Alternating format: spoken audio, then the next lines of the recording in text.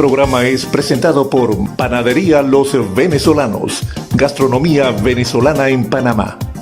Óptica Ta Clarito, su visión perfecta, y el blog Panama Economics, economistaptway.com. Bien, amigas y amigos, sean todos bienvenidos a una nueva cita acá en nuestro programa online, Hugo Santa Romita Conversations. Hoy con un invitado extraordinario, un gran amigo. Se trata de Juan Macay. Juan Macay es un analista político, comunicador, diplomático, que es miembro del movimiento Panamá Decide, que está llamando a una convocatoria para la realización de una constituyente que redacte una nueva carta para Panamá, un movimiento que se ha tornado sumamente necesario en estos momentos de crisis social y política, de crisis social y política que vive un país como Panamá, que además son problemas que se han incrementado y se han ahondado por la pandemia, por un lado, y por otro lado, por la generalizada ineficiencia de un gobierno que a 2 años de haber sido elegido, pues lamentablemente no ha encendido los motores del mejoramiento tanto en lo social como en lo político, como en lo económico, y la gente está necesitada de un nuevo pacto social. Bienvenido, Juan, ¿cómo estás? Muchas gracias, Hugo. Muy bien, gracias a Dios. Privilegio para mí estar en tu programa. Con mucho gusto. La pregunta inicial sería, Juan, ¿qué diferencias hay entre una constituyente originaria y una constituyente paralela? Vamos a comenzar por allí para ilustrar a nuestros audiovidentes de qué se trata cada uno de los procesos. Bienvenido. Bueno, gracias nuevamente, Hugo, y a todas las personas que nos están viendo y escuchando. El artículo 314 de la Constitución de Panamá dice que hay 3 formas de buscar una o reforma o la convocatoria a una asamblea constituyente para hacer una nueva constitución.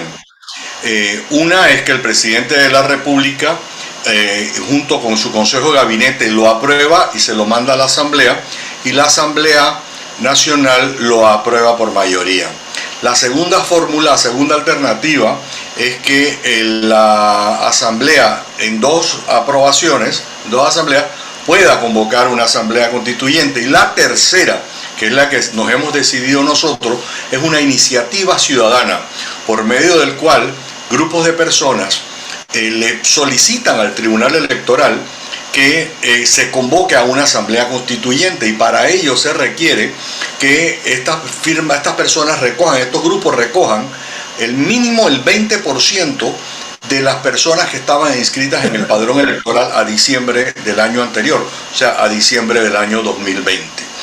Esa es lo que se está buscando hacer para que se haga una constituyente paralela, que es la que especifica la Constitución Nacional. Una constituyente originaria no está contemplada en la Constitución Nacional.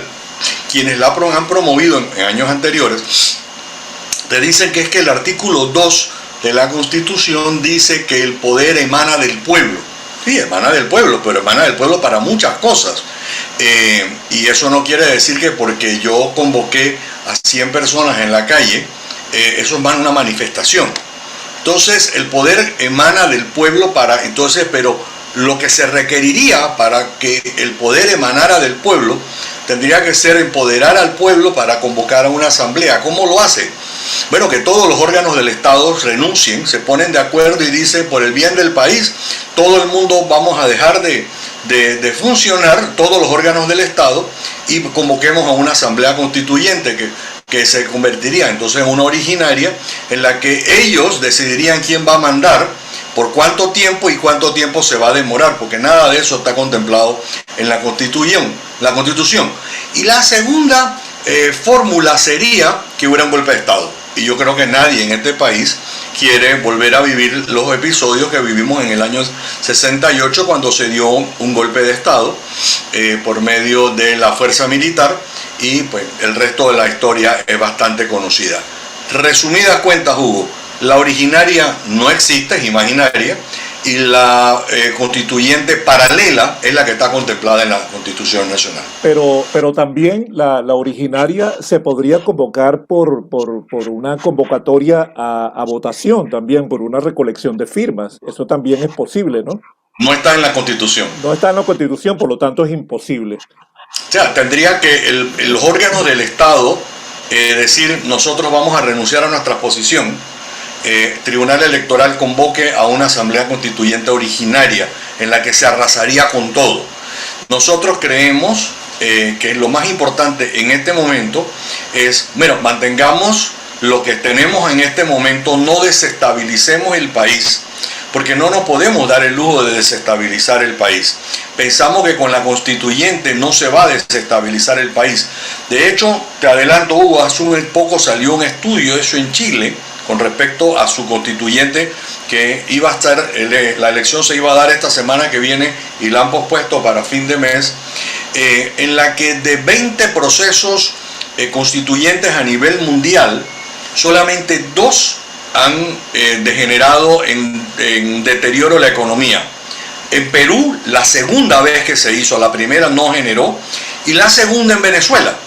Que sabemos que pues Venezuela, nadie sabe realmente lo que está pasando oficialmente allá adentro, y con cualquier cosa la economía se seguirá deteriorando. Pero el caso curioso es que en 4 casos se mejoró la economía y en todos los demás casos la economía se mantuvo igual. Pero ¿a qué se debería eso? ¿A qué se debe eso? Porque por ejemplo, en Venezuela, que es la experiencia que yo viví, porque yo nací en Venezuela, se anularon absolutamente todos los poderes, se dio paso a una constituyente originaria, una constituyente supranacional, cuya función fue crear todos los poderes a partir de allí, ¿no? Es decir, que la Asamblea Nacional quedó como el poder principal del país durante 6 meses, que fue el tiempo en que se llevó para redactar una nueva constitución. Pero lamentablemente luego, al paso de unos años, por allí, por 2007, esto fue en el 99, pero en 2007 al extinto Chávez se le ocurrió la brillante idea de querer cambiar esa propia constitución que él mismo creó, porque le estaba pareciendo demasiado democrática, entre comillas, ¿no?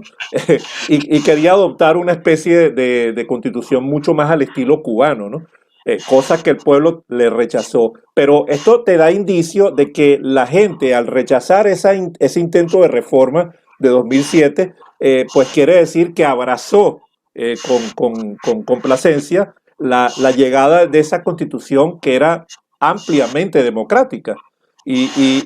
Yo particularmente no creo que el deterioro de Venezuela haya surgido debido al proceso constituyente, sino a todas las políticas públicas que se desarrollaron después, totalmente erróneas, que ocurrieron sucesivamente en Venezuela. Totalmente de acuerdo. Pero por eso te digo, por eso le puse el apellido, ¿no?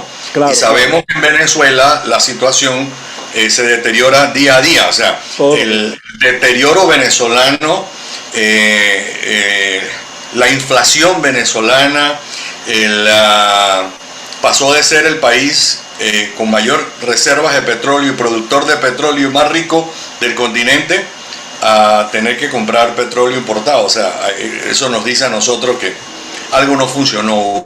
No nos metamos en ese tema ahorita mismo, pero sí, lo que te quiero decir es que por coincidencia, y por eso especifiqué, la segunda de Perú y la venezolana son los 2 únicos casos en el continente en la que hubo un deterioro.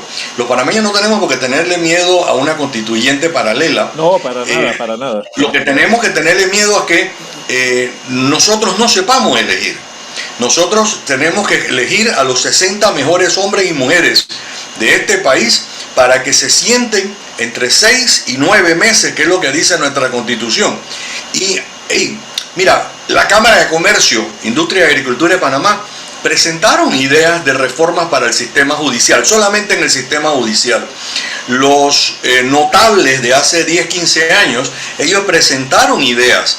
Y yo creo que si nosotros tomamos como base ideas que la gente pueda proponer, nosotros podemos consolidarnos y sacar un buen producto, no un producto ni de extrema izquierda, ni un producto de extrema derecha, un producto de extrema panameñidad, un producto que la gente acepte, que la gente compre.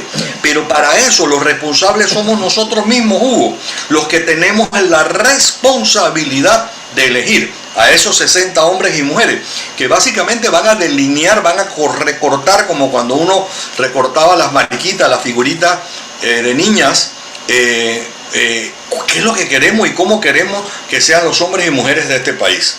Nosotros nos encontramos los ciudadanos, todos los que creemos en la necesidad de un proceso constituyente, haciendo las actividades correspondientes para que pronto nosotros podamos alcanzar esa transformación de la Constitución que hoy se ha convertido en un ícono, un tótem para los gobernantes. Prometen que la van a cambiar, que van a hacer una constituyente y luego salen diciendo que no es el momento. Usted se pone a esperar que este gobierno o los partidos políticos son fugitivos de la constituyente. Sin duda alguna hay un evidente deterioro económico y social en Panamá.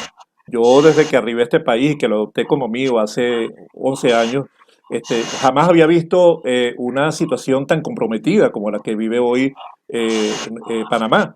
Sobre todo por el estancamiento económico, un modelo económico que al parecer está agotado bajo las premisas con las cuales se ha manejado. ¿Ok? La excesiva permisología, la percepción de manipulación del aparato judicial, del aparato, la intromisión del aparato del Poder Ejecutivo dentro de las decisiones económicas. Es decir, hay una percepción de que hay muy poca transparencia en el gobierno y obviamente mucha opacidad en las acciones del gobierno que pareciera funcionar a espaldas de la Contraloría que debería hacerle el pueblo al gobierno. Y además de eso, pues pareciera que están haciendo lo que les da la gana. Lo que les da la gana. La planilla estatal ha crecido, pero a paso de vencedores, a paso inconmensurable. Es una cosa realmente asombrosa lo que se está viviendo en Panamá. Y ante esto, obviamente, es necesario un nuevo pacto social. Mira, hay cosas que son ilógicas y de falta de sentido común que dicen que es el peor de los sentidos, ¿no? Los grandes gobiernos redujeron personal, en Panamá incrementamos personal. Panamá tiene la peculiaridad, y esto hay que explicarlo muy bien, que no tenemos moneda propia, papel moneda. Nosotros tenemos el Balboa, pero no es una moneda internacional. Nosotros usamos de moneda circulante el dólar. Entonces no es que podemos meternos en una imprenta y sacar dólares como pueden hacer en Estados Unidos, por ejemplo, o como en Colombia que emiten pesos, o en Costa Rica emiten colones. Nosotros no podemos emitir. ¿Qué hace Panamá? Emite deuda. Y emite deuda basada en los ingresos del canal, en los ingresos del aeropuerto de Tocumen y así sucesivamente. Entonces, dependiendo de qué tan buena reputación crediticia tenemos, asimismo el interés con el que podemos colocar esa deuda. Entonces, si nosotros tomamos una deuda, vamos a suponer, voy a ponerte un ejemplo nada más, $1.000 millones, pero nos tenemos que gastar cientos de millones de dólares en mantener una planilla estatal que, como tú has mencionado, se ha incrementado exponencialmente, innecesariamente. Y a mi juicio, y no es la primera vez que lo digo, presidente Cortizo estaba acá arriba con su gabinete muy bien escogido. Después se fue deteriorando el gabinete. Pero debajo de ellos, inmediatamente debajo de los ministros, habían que colocar, se colocaron a los amigos de campaña, a los amigos de los diputados y a la gente que no necesariamente eran los más capaces. Y así se habían engañado, así, durante gobiernos anteriores. Pero ¿qué pasó, Hugo? Llegó la pandemia y la pandemia demandaba que esas personas tuvieran la capacidad de discernimiento, de tomar acción, de saber lo que estaban haciendo. Y no lo estaban haciendo. Tuvieron que recurrir a los que más abajo estaban. ¿Ok? Sí. con un agotamiento físico y mental el área de los ministros y un agotamiento físico y mental acá abajo. Y el grueso, que fue el que se nombró, sin poder funcionar porque no tenían la intelectualidad ni los conocimientos para hacerlo. Eso nos abrió un hueco y por eso que Panamá era el penúltimo país en cómo se manejó la economía durante la pandemia. Y no hemos hecho y seguimos sin hacer nada para no ayudar a las pequeñas y medianas empresas, que es donde radica el resultado del posible resultado de una recuperación un poco más rápida que la que nosotros tenemos o la que estamos teniendo. Si tú te pones a ver que en la Corte Suprema de Justicia radican demandas de inconstitucionalidad presentadas por diferentes abogados, y tenemos más de un año de tener esas demandas allí, que hubieran podido cambiar la ruta de cómo se maneja la economía de este país, no lo han querido hacer. No es que no lo han podido hacer. Tú me vas a decir a mí que en la Corte Suprema de Justicia no saben la diferencia entre un estado de emergencia y un estado de urgencia. Claro que lo saben. No les ha dado la gana de hacerlo. Y gran parte de eso es porque el que nombra a los magistrados de la Corte es el presidente de la República, el órgano ejecutivo, y quien lo ratifica es el órgano legislativo. Entonces, esa no intromisión en los órganos del Estado no funciona. Ahí es donde entra ese pacto social al que tú te acabas de referir. Por eso es que los ciudadanos tenemos que exigir que se haga una constitución donde ese balance no sea de que los magistrados juzgan a los diputados y los diputados juzgan a los... No llamemos engaño, Hugo, no somos niños y sabemos que uno no se va a atacar al otro. Ahí es donde tiene que entrar la ética y donde tiene que entrar cómo nos vamos a comportar. Entonces, si no lo queremos hacer como debería hacerse, entonces los ciudadanos tenemos que tener la iniciativa ciudadana. ¿Cómo es posible que tú tengas unas entes castrenses que hoy cada día tienen más poder y más influencia? Y me vas a decir a mí, Hugo, hay alguien que tenga dos dedos de frente, que es que el virus del COVID-19 viaja solamente en la madrugada, porque es que el toque de queda era de 10, ahora es de 11 de la noche a 4 de la mañana. No, es porque la policía no puede hacer su trabajo y entonces prefieren tener un toque de queda para poder ayudar a los pobres policías. Todo eso son el tipo de cosas que nosotros buscamos. Oye, que los dineros que se destinan para que se hagan nuevos acueductos llegue a través de esa descentralización que se pudo lograr en Panamá y no se está haciendo. ¿Cómo se hace eso? Empoderando, quitándole ese poder al presidencialismo exacerbado que tenemos y llevando esas decisiones abajo, donde nosotros los ciudadanos tenemos mayores vistas. Pero yo me voy a colocar como abogado del diablo en este momento, porque el gobierno en 2019 envió a la Asamblea Nacional un paquete de reformas sobre la Constitución, pero los diputados hicieron adiciones y modificaciones que, según la ciudadanía, promueven la discriminación y la corrupción. ¿Qué me comentas sobre eso? Porque quiere decir que antes la ciudadanía no quería y ahora quiere. ¿Qué pasa allí? Mira, Hugo, no es lo que se dice, sino cómo se dice. En la asamblea se dice, tú sabes lo que entra, lo que no sabes qué es lo que sale. Los cambios que los diputados le hicieron a las reformas que ellos recibieron no era lo que se quería. Si se hubiera aprobado lo enviado, a lo mejor no hubiera habido tanto problema. Pero lo que se iba a salir de la asamblea era totalmente perjudicial. Mira, agrego más cosas que las que nosotros queremos. El sistema electoral que nosotros tenemos hoy en Panamá es un sistema gastado, deteriorado, anacrónico. Obsoleto totalmente. Obsoleto totalmente. Mira, pasamos de tener diputados nacionales a diputados por circuito electoral. Pero ese diputado de circuito electoral lo que se convirtió es en el padrote, en el terrateniente del circuito electoral y utiliza los fondos. El cacique. Y utiliza los fondos que el gobierno y el Estado le da para seguir comprando votos. Entonces tenemos que salirnos de eso. Bueno, si la solución son diputados provinciales, se hará mucho más difícil y mucho más caro el clientelismo. Pero el clientelismo lo tenemos que romper, no solamente allí, sino en la parte de educación. Tenemos que enseñarle a la gente que no es el diputado, no está para resolverle sus problemas. Los diputados están para hacer leyes y para fiscalizar que el Ejecutivo haga las cosas a los que ellos lo han autorizado. Y ahí es donde está el rejuego político, pero no se está dando. Tú me vas a decir a mí que la Asamblea Nacional que no ha querido que les hagan los auditos que tienen que hacerle, que tienen 1, 2 y hasta 3 planillas paralelas, que muchos han comprado sus curules y han salido por residuos de los residuos. Sabrá Dios cómo fue que salieron. Si nosotros les pudiéramos decir a los diputados, usted salió por un residuo, 6.000 votos lo que hizo que usted estuviera allí. Sí, todos estos artificios electorales que se han creado simplemente para mantener una estructura de poder totalmente anacrónica, ¿no? Entonces lo que se busca es ese balance del poder. Lo que se busca es que no esté un poder concentrado.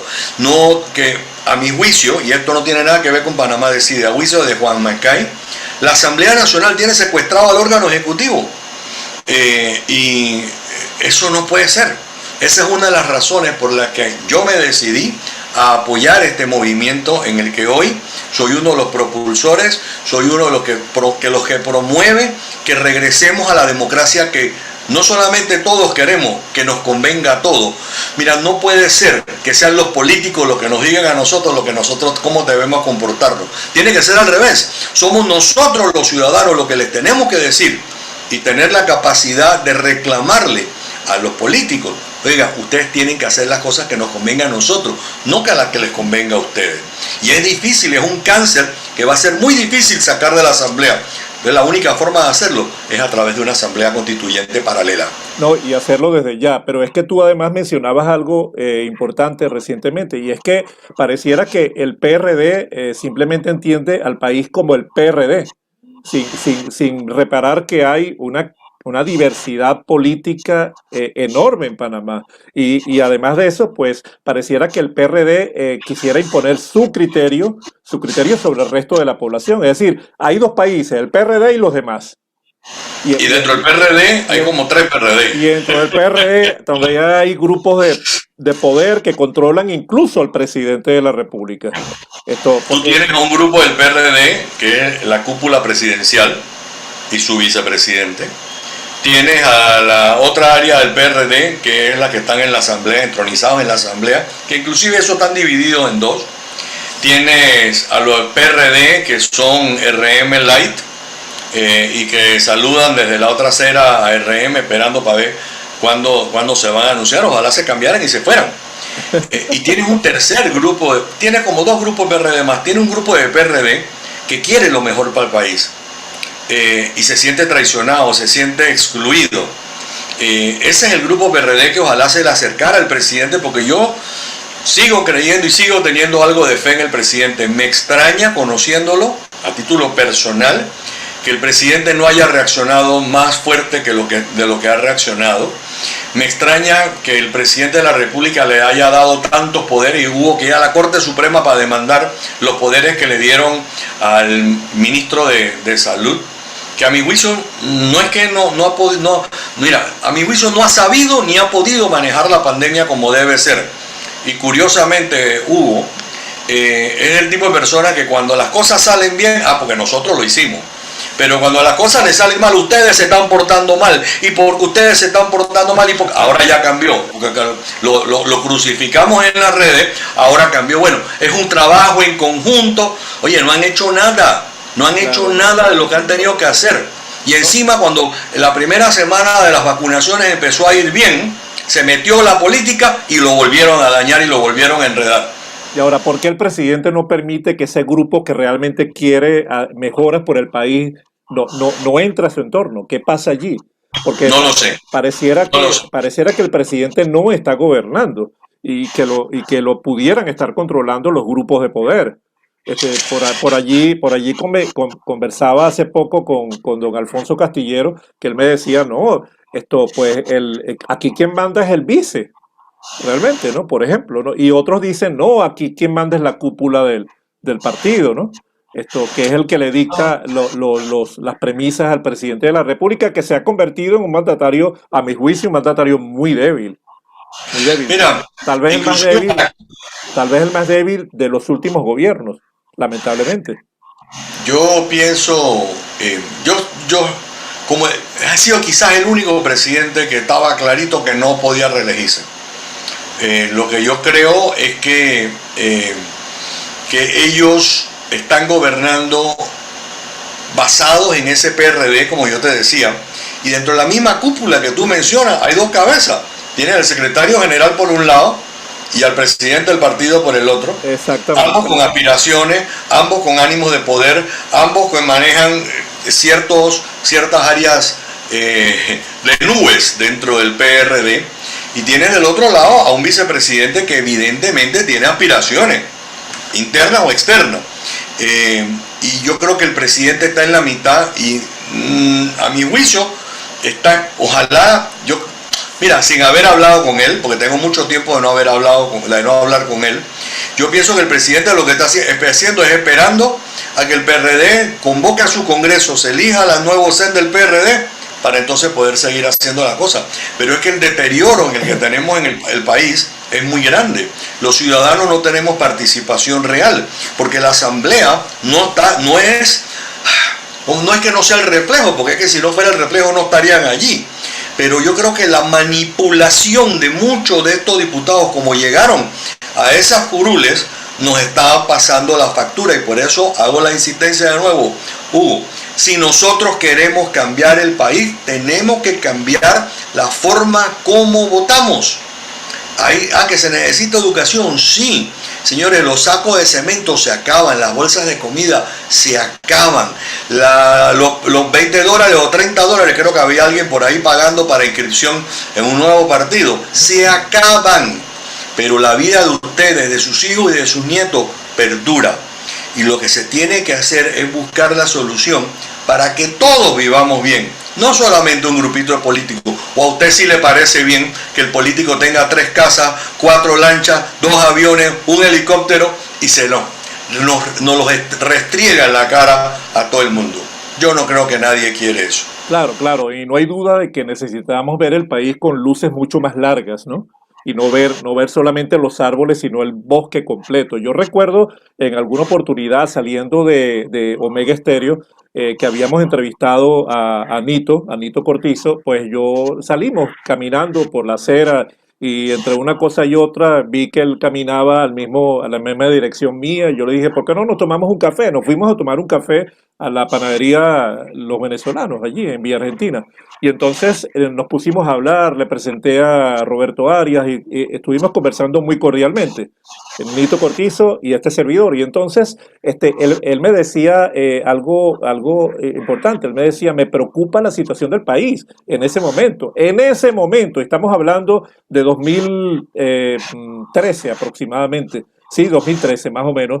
Y yo le pregunté, Nito, ¿tú tienes aspiraciones presidenciales? Yo sí tengo aspiraciones presidenciales.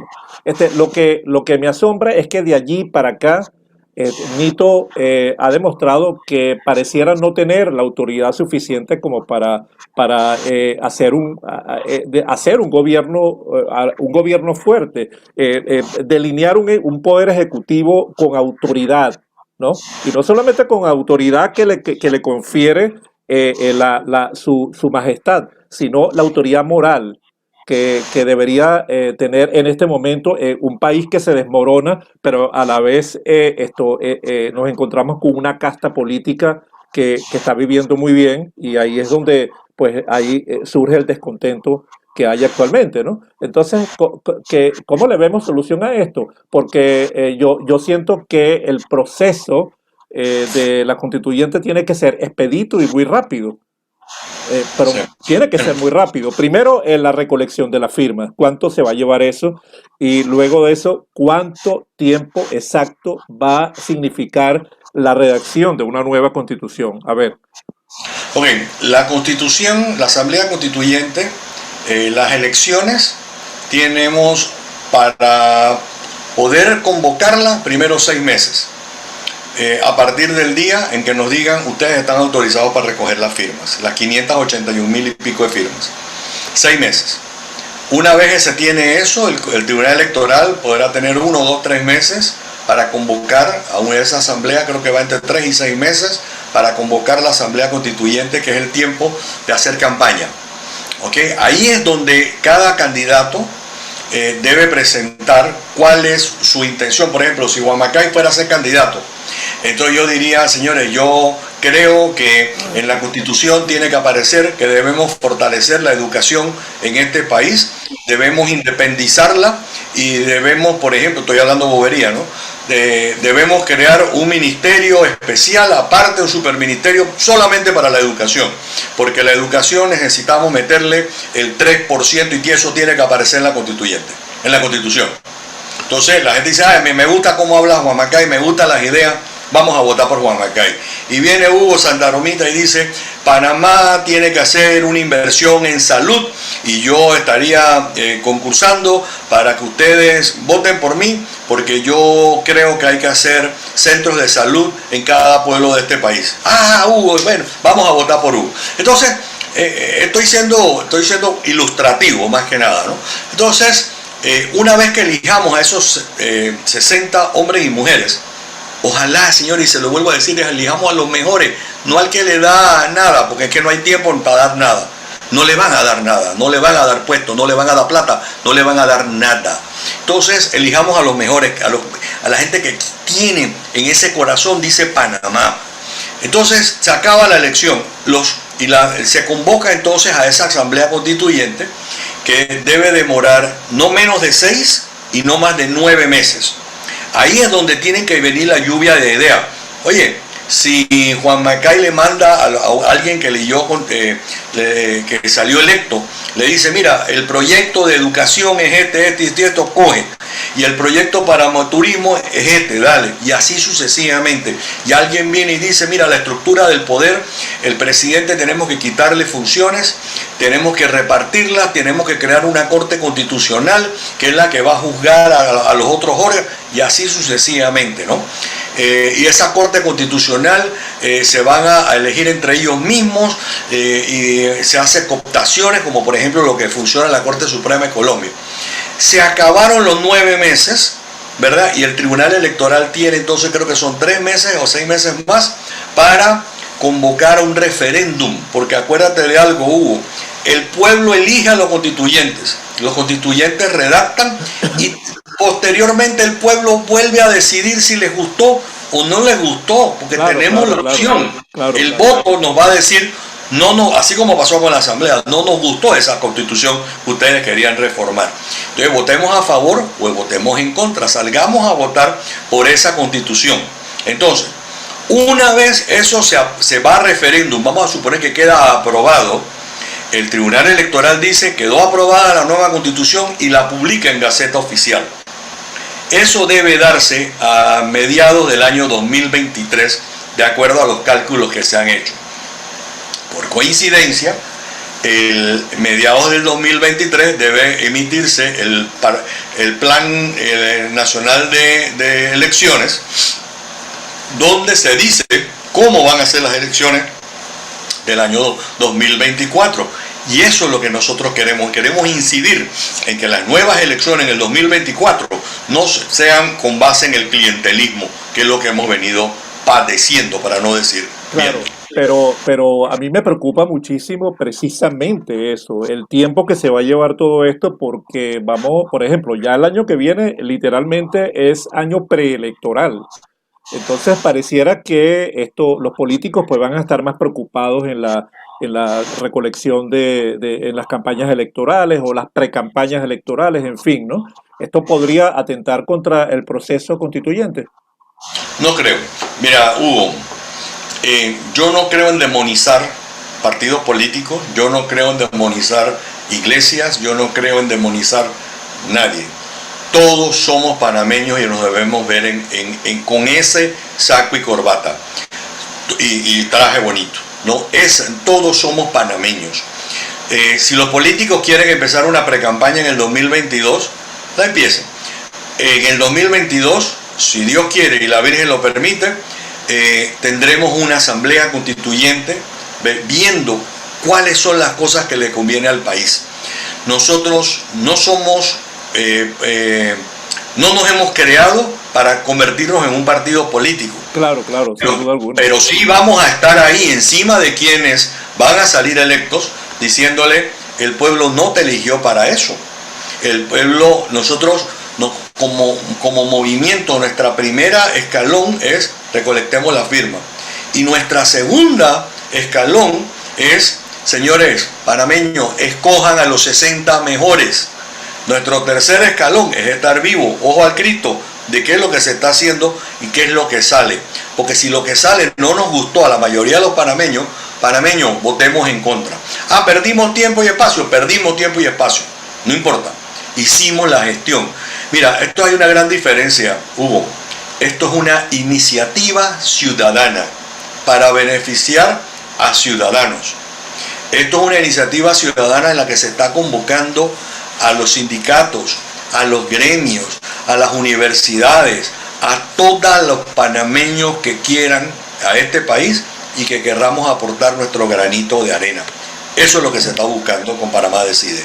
Lo que hay detrás aquí es que ante la imposibilidad de que los poderes constituidos, el presidente y la asamblea, que pueden llamar una constituyente, lo hagan porque no quieren cambiar el sistema que tenemos, los ciudadanos somos los últimos responsables. Somos los ciudadanos los que tenemos que ver cómo resolvemos nuestro problema, y tenemos la opción que nos da la Constitución de manera directa. Somos los ciudadanos los que podemos pedir la constituyente, somos los ciudadanos los que vamos a elegir los constituyentes y somos los ciudadanos los que vamos a aprobar en referéndum esa Constitución. No tiene nada que ver con el gobierno, al contrario, precisamente porque no tiene nada que ver con el gobierno es que hemos iniciado esto.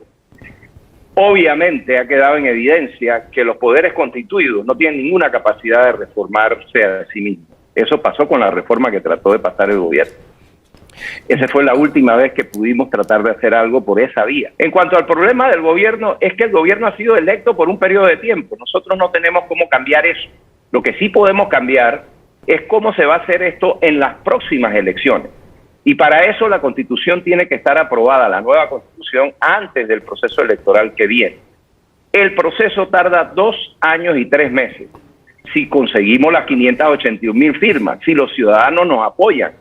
Porque si los ciudadanos no nos apoyan, este gobierno se va a quedar y se va a venir otro que va a ser exactamente igual y no vamos a resolver los problemas que tiene el país. Ahora, ¿cómo concebirías tú, tu visión particular, Juan, esta nueva república? Es decir, estamos hablando de una república federalista, una república centralista, una república presidencialista, parlamentaria. Estamos hablando de la erradicación de la reelección totalmente, o sea, una sola vez el presidente y nunca más. Estamos hablando de separar las elecciones tanto por niveles, es decir, la presidencial por un lado, las parlamentarias por el otro. En fin, yo soy partidario de que, por ejemplo, las parlamentarias se realicen a mitad de periodo presidencial, que eso significa un análisis de cómo va la gestión presidencial. El respaldo o no a la gestión presidencial, dándole o no el voto por mayoría a la Asamblea Nacional, a su propio partido. Entonces, ¿cómo ves esta situación?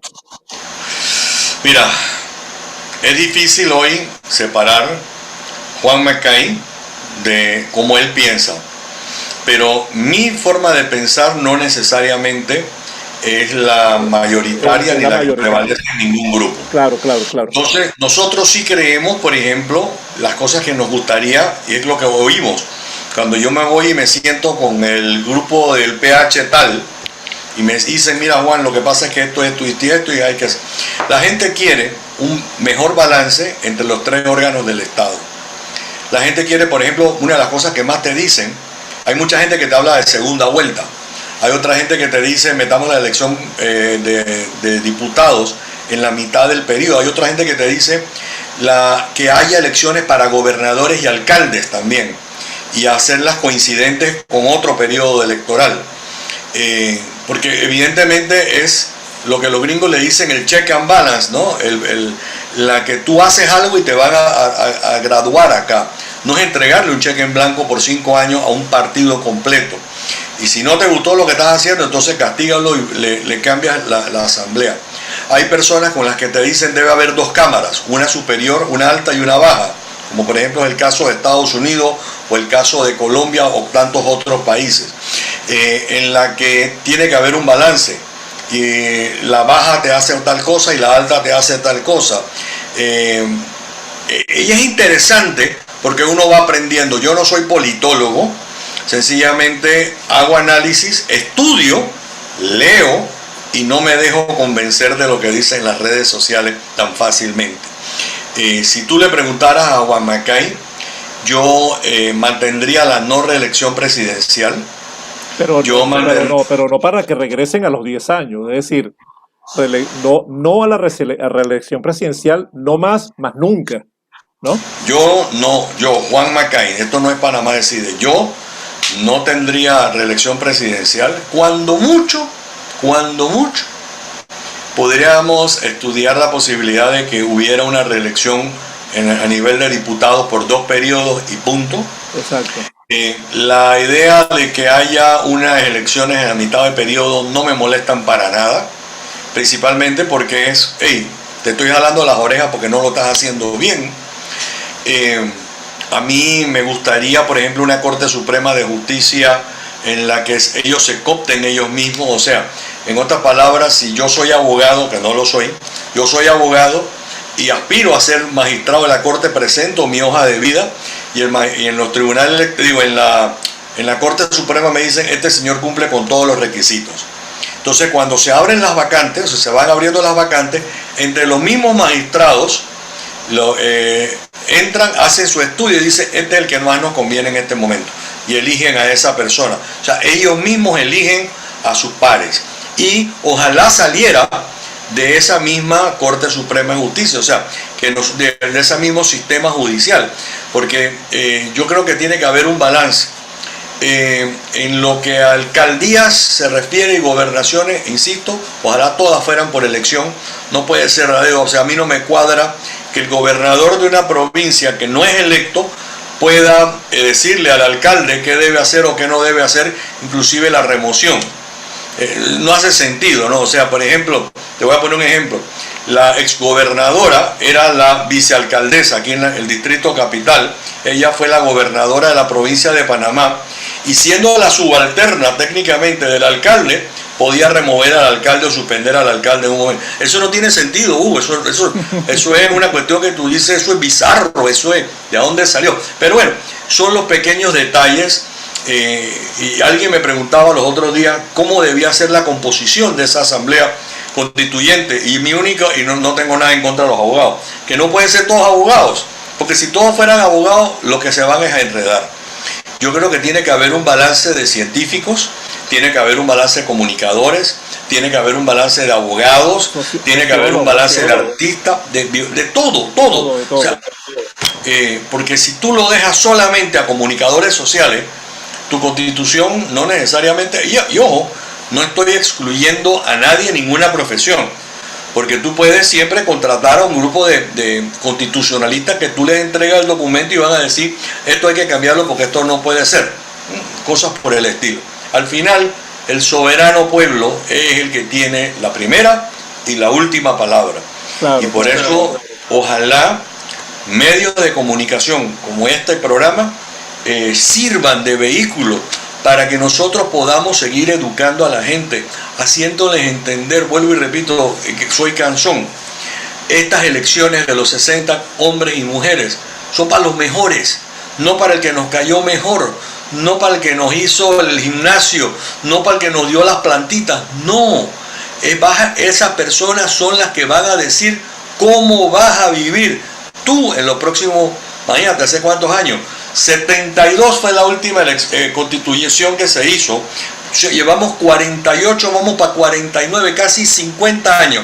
Entonces tomen en consideración que esta nueva constitución nos puede durar 50 años más, Hugo. Claro, pero ¿qué haces con esas voces agoreras, qué sé yo, Mario Galindo, que dice, no, este no es el momento de una nueva constitución? Bueno, pareciera que nunca ha sido el momento para una nueva constitución.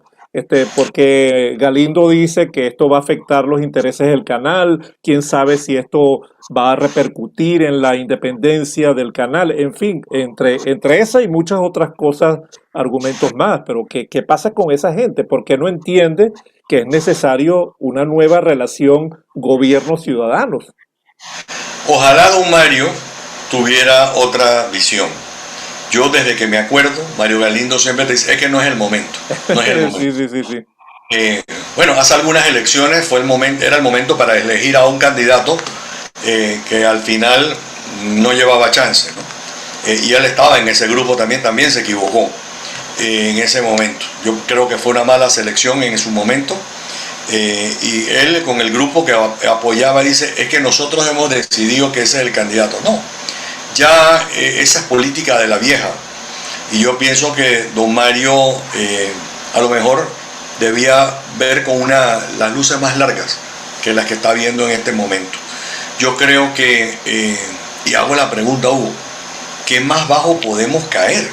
O sea, económicamente hablando. Claro. Hay quienes hablan del Banco Mundial, creo que fue que dijo 18%, hay quienes, otras que han dicho que hasta 25% hemos perdido. Tú tienes una cantidad de personas con contratos suspendidos que al final de cuentas, Hugo, son personas que no están trabajando, están desempleados. Tienes personas que han despedido a personas que estaban en contratos suspendidos y los restituyeron para despedirlos. Tú pasas por los locales en San Francisco, por ponerte un lugar, y se vende, se alquila, se arrienda, se vende, se alquila, se arrienda. Entonces tú dices, a los restaurantes les sigues poniendo problemas. Pidieron ellos extender el toque de queda, reducirlo hasta las 12 de la noche, a las 11 de la noche, porque es que el que mando soy yo. No hay ninguna razón científica, pero como el que mando soy yo, porque yo quería ser policía y no me dejaron, entonces es a las 11 de la noche. Entonces hay tiendas, hay tipos de bares, restaurantes, discotecas que no han podido abrir. Ahí nos dijo uno de los presidentes de uno de los gremios de restaurantes que el 25% de los restaurantes o cerraron o no van a volver a abrir. Y si tú tienes, ponte que sean 1.500 nada más, vamos a ponerle un número a nivel nacional, y que cada uno contrata 10 personas, oye, 15.000 personas solamente en ese pedazo de la industria. Hugo, ¿cuánto se está impactando la industria de turismo en este país? Acabamos de cerrar la entrada a Sudamérica. Yo no sé cómo es que hacen los demás países, pero entonces Panamá es el único que sabe y Panamá es el único que se lo manejamos bien, pues. No, pero es que además los indicadores económicos ya venían en picada, ya venían en caída en barrena, ¿no? Ya venía en barrena el turismo, ya venía en picada el comercio al por menor, ya venía en picada muchos sectores de la economía. Entonces, esto ha terminado de galvanizar una hecatombe económica y social de proporciones incalculables. Esto que estamos viviendo hoy en día, porque pareciera que la pandemia se ha convertido en el pretexto más perfecto para el gobierno para ejercer un mayor control social. Pero además de eso, no solamente el control social, sino mantener una casta de privilegios mientras un pueblo está totalmente desamparado. Entonces, yo creo que ya es el momento de reaccionar. Tú vienes, y las comparaciones todas son malas, ¿no? Pero vienes de un gobierno que hizo muchas cosas endeudando al país. Llaves en mano por aquí, llaves en mano por allá, lo vamos a pagar dentro de 10 años. Vino otro gobierno incapaz, no hicieron lo que debieron haber hecho, incapaz. O sea, un botarata, un incapaz, y viene un gobierno en la que su solución fue endeudarnos, pero mantenemos la planilla estatal y la incrementamos. La planilla estatal no es lo que va a reflotar a este país. Quien lo dijo está equivocado y va a seguir estando equivocado. Porque es que la empresa privada es la que mete el billete en este país. Correcto, entonces, si tú sacrificas a la empresa privada y encima le reclamas a la empresa privada, entonces la empresa privada es a la que debieron haber ayudado. Mira, te voy a poner ejemplo. Hay varios países, y no te voy a hablar ni de Gran Bretaña, donde le daban $15,000 mensuales, 15,000 libras esterlinas a cada compañía que estaba cerrada, ni los 6.000 o 7.000 o 9.000 dólares que le daban a ciertas compañías en Estados Unidos. No, vamos a hablar de otros países en la región, donde se les daba dinero a las empresas para que no cerraran. Oye, no vas a hacer mucho, no importa, aquí tienes, pero ayúdate a pagar la electricidad. No, decidimos fue hacer unos subsidios y vamos a darle una platita aquí, 100 o primero 120 dólares. Hugo, no nos llamemos engaños, ¿quién come con 120 dólares al mes? Claro. Una familia o dos personas en una misma familia no hace sentido. Esa no era la solución, esa era una solución cosmética, era una solución política. La solución era darle la plata a las empresas. Oye, yo sé, porque me tocó conocerlo, de varias empresas pymes que fueron a bancos a pedir plata prestado y le pidieron los mismos requisitos que le pedían antes de la pandemia.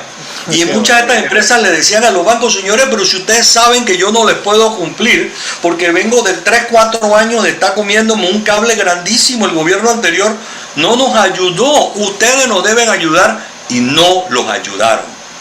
No los ayudaron, fue el gran fracaso de este gobierno, que ha sido uno de los grandes problemas, es que no ayudaron a las pymes y cerraron. Claro. Vamos al emprendimiento por aquí, emprendimiento por acá. Los emprendimientos se van a acabar en el momento en que las empresas empiezan a funcionar. Claro. Ahora, me preguntaban hace poco por la segunda vuelta electoral.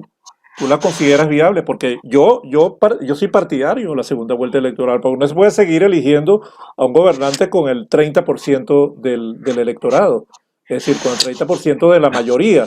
Y mucho menos con el 29%, porque ya sabemos que el presidente actual ganó por una ventaja pírrica y además con una acumulación de votos global que no pasaba del 32% aproximadamente.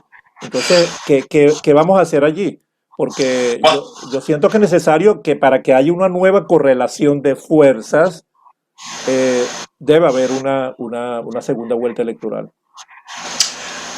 Juan Macay opina. Si fieres de mí, dímelo igualmente, por supuesto. Sí. Juan Macay opina, yo no creo en las segundas vueltas. Nuevamente, si usamos América como ejemplos, las segundas vueltas en su gran mayoría no han cambiado decisiones emitidas en primera vuelta. Cambió 1 o 2 veces en Perú, creo que Vargas Llosa fue una de las que cambió en aquel entonces. Cambió una vez en Colombia. Costa Rica no cambió. Vamos a ver en Ecuador ahora si cambia o no cambia. Y han sido pocas las veces que ha cambiado. Pero para lo que sí han servido la segunda vuelta, y ojo, comprendo el análisis, comprendo ese sentimiento de que tú ganaste con el 33% o con el 25% o con el 40%. Lo comprendo perfectamente. Pero la realidad es que esas segundas vueltas, la segunda vuelta sale a votar 30 o 40% menos de las personas que salen a votar en la primera vuelta. O sea, que salen a votar los interesados. 2, sirve para componendas políticas debajo de la mesa. Tú me das a mí X cantidad de votos, y eso inclusive pasa cuando tú tienes el balance de sistemas constitucionales que están basados en congresos parlamentarios y no necesariamente en el presidencialismo exacerbado. Dame el apoyo de tus diputados y yo te doy X cantidad de puestos en los ministerios, ¿no? Pero entonces reduce el poder al poder ejecutivo, al órgano ejecutivo. Totalmente de acuerdo. En eso sí estoy 100% de acuerdo. Porque vamos a diseñar una república semipresidencialista al menos, ¿no? Sí. En eso estoy de acuerdo contigo, Hugo. En reducir los poderes al órgano ejecutivo, sí, 100%. Fortalecer los niveles más abajo, alcaldías, gobernaciones, los consejos municipales, eso yo estoy de acuerdo. Ya empezamos a hacerlo con la descentralización y que la gente entienda que tú no le tienes que ir a pedir al diputado plata para resolver un problema de acueducto. Eso se lo tiene que pedir a quien esté encargado de manejar el acueducto, no al diputado, porque entonces ahí es donde entra el clientelismo. Tú te sientes culpable o te sientes responsable de apoyar a ese diputado porque él fue el que le puso agua. No fue el presidente. Fueron tus impuestos los que pusieron el agua. Fueron los impuestos los que le pusieron la electricidad. Fueron los impuestos los que te llevaron la escuela. Esta gente no nos está haciendo un favor. La plata con la que funciona el gobierno es la tuya, la mía y la de todos los que se pagan, los que pagan impuestos en este país. Entonces, la segunda vuelta, a mi juicio, se presta, no es que siempre pasa, se presta para componendas políticas que no necesariamente resultan en lo mejor. Sin embargo, yo no estaría en contra de nada que vamos a mejorar el sistema político panameño. Y dispuesto a escuchar y a que me convenzan, así como al principio yo tenía mis dudas sobre quiénes podían salir electos en esos 60 hombres y mujeres, y por eso hago tanto énfasis, Hugo. Y ojalá el Tribunal Electoral emita la reglamentación, ojalá la emitieran la próxima semana, para que sepamos cuáles son las reglas del juego. Ojalá el Tribunal Electoral acepte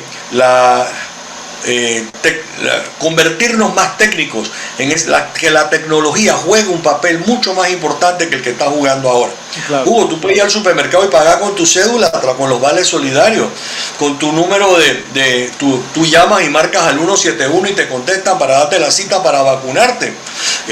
Tú puedes pedir tu pasaporte, puedes hacer tu cita para sacar tu cédula, todo con la tecnología. Hoy por hoy la pandemia nos llevó a acelerar. Y hago, para que no se sienta que es que yo soy pura crítica, no. AIG es un ejemplo de institución en este país. Claro, la Autoridad de Innovación Gubernamental va 200 calles por delante, sin pretensiones, sin hacer demasiada bulla, sin alarde, sin nada. Pero nos ha modernizado y nos está sirviendo. Hagamos lo mismo con la recolección de firmas, que nos permitan utilizar aplicaciones diseñadas, ya están diseñadas para recoger esas firmas que se necesitan. Y yo te digo algo, Hugo, te lo voy a decir hoy. Yo creo que nos vamos a pasar de las 600,000 firmas.